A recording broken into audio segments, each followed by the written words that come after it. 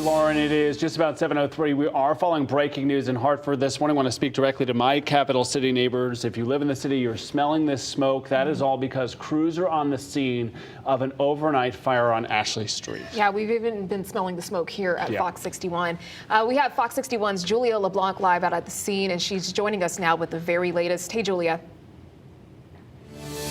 Hi, good morning to you. We want to get you the most up-to-date information. We just talked with the district chief here with the Hartford Fire Department, and he tells us that yes, 2 firefighters were injured as they were responding to the scene here at 97 Ashley Street. But the good news is, though they were sent to St. Francis Hospital, we're told that they are experiencing some minor injuries and they should be okay. But taking a look at what you're looking at right now, again, this is what's called Sigourney Market, and in the back we're told is a storage unit, as well as on the top we're told are abandoned apartment buildings. So again, just talked to the district fire chief. He tells us that he does not believe anyone was home. He's told that those are vacant apartments on top, so no one was home at the time of this fire. However, 2 firefighters did suffer some minor injuries. We're told the call came in right around 2:58 this morning, so very early, waking people up in the capital city, like you said, Keith, and to everyone out there who lives in this neighborhood,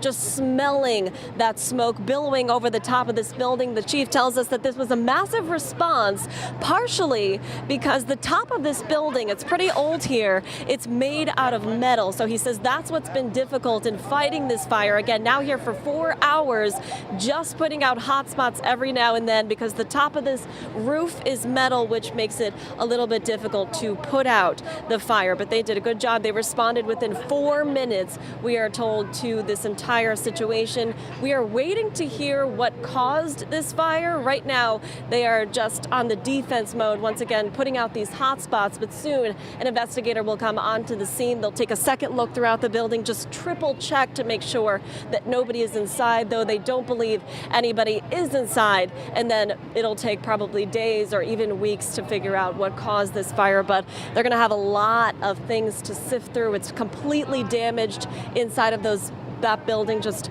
totally gutted at this point. So that's something that we will be waiting to hear from Hartford firefighters. But for now, it seems like pretty good news that there were minor injuries suffered by those 2 firefighters and that they will be released from the hospital soon after they've been evaluated. But nobody else was injured. So that's the good news this morning. We'll send it back to you guys. Julia, if we can go back in on that damage for just a moment. I know in some of these older Hartford neighborhoods, the proximity of these homes are very close together. I was out there in our 5 a.m. hour. I was not able to get as close as you are right now.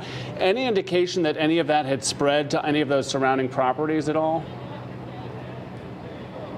No, and that's also the good news this morning. The district chief tells us that residential homes are sitting directly next to this market. He tells us they were worried about potential exposure to the building, literally sitting within feet of the market here. He says that they were able to contain the fire, luckily, and it did not spread to the nearby homes. However, just taking a look at this fire here, we've been talking to people in this neighborhood, and they say that this is their grocery store that they go to. This is where they get their fresh meats, their fresh produce. This is where they've been going for decades, every day, to get healthy foods, and now it's all gone. So a lot of heartbreak in this community as well.